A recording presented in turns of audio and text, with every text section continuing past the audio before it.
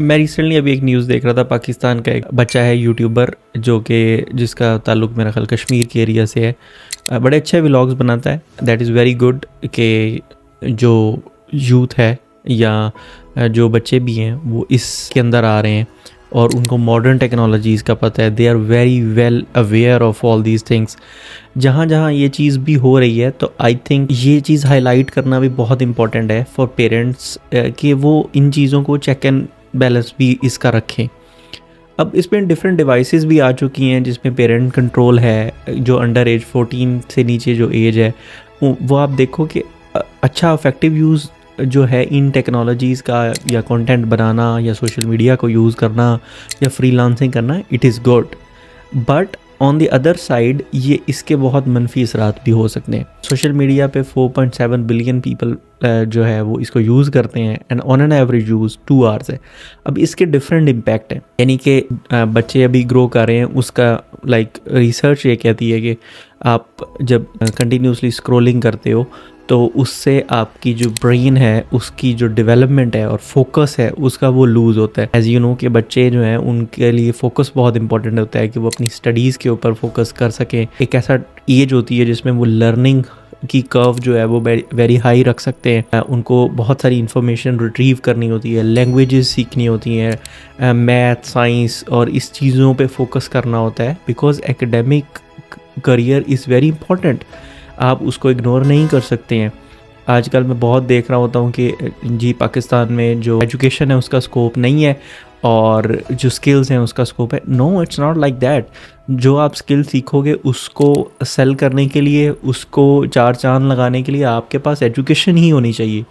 Education is never meant to give you a job. वो कुछ ऐसी प्रोफेशनल स्किल्स जो हैं वो आपको अदारा या यूनिवर्सिटी सिखा रही होती है जिसकी बेस पे आप जो है डिग्री करके आपको जॉब मिल सकती है। But not every educational institute या एजुकेशनल डिग्री जो है वो आपको इतना काबिल नहीं बनाती। इट इज़ इम्पॉर्टेंट कि आप साइड पे वर्क करो, but it is also important that education का जो मेन रोल है वो हमें, यानी कि हमें वो डिफरेंशिएट करता है बाकी सब चीज़ों से। अकल और फहम और इन सब चीज़ों को बूस्ट करता है, इन सब चीज़ों को शार्प करता है। तो हम तभी, अब एक मैथ है, अब हम कहें कि मैथ का क्या रोल है हमारी लाइफ में। इनडायरेक्टली बेबी एक बंदे ने मैट्रिक तक या एफएससी तक मैथ्स पढ़ी है, उसका कोई रोल ना हो, बट वो प्रॉब्लम सॉल्वर बनाती है इंसान को।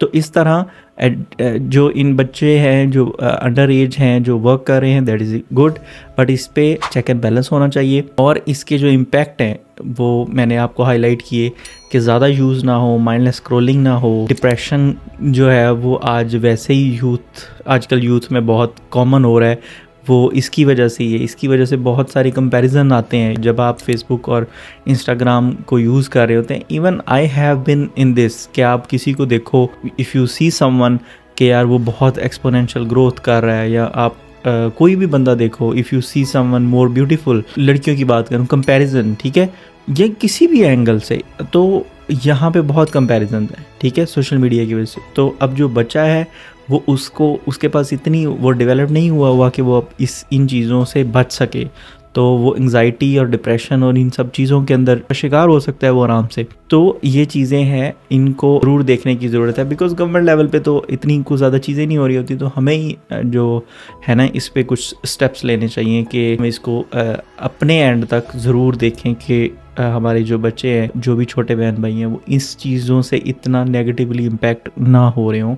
उसको हम जितना मिनिमाइज़ करने की कोशिश करें, बिल्कुल कम तो नहीं कर सकते because it is the era of modern technology और रेवोल्यूशनाइज होगा, तो अभी तो बहुत कुछ आना बाकी है, तो इट्स जस्ट अ बिगिनिंग। तो हम, लेकिन ये है कि हम जैसे जैसे इसका नॉलेज भी ले सकते हैं, यानी इसको हम एक पूरा वो बना सकते हैं आई गेस कि पहले इसके साइड इफ़ेक्ट्स अवेयर किया जाए। प्रॉपर आई थिंक कोई स्ट्रक्चर्ड चीज़ होनी चाहिए जिससे हम ये सारी चीज़ें जो है ना उनको कंट्रोल रखें। लेट्स से कि अगर हम बना लेते हैं कि parenting maybe I will try to give demo class कि हम किस तरह जो पेरेंट्स हैं वो अपने बच्चों को जो मोबाइल यूज़ है उसका सही कंट्रोल कर सकते हैं। बिल्कुल रोकना इज़ नॉट गुड, बट उसको हम चेक एंड बैलेंस लगा सकते हैं कि किस तरह क्या क्या यूज़ हो रहा है, कितने घंटे क्या ऐप यूज़ हो रही है। पेरेंटल कंट्रोल अब आ रहा है हर फ़ोन के अंदर, तो वो उसको किस तरह हम सही से यूज़ कर सकते हैं. So these are the important like insights that I like to share with you guys. I hope you like the video, and if you like this type of content you can follow me, and thank you so much for listening and your time.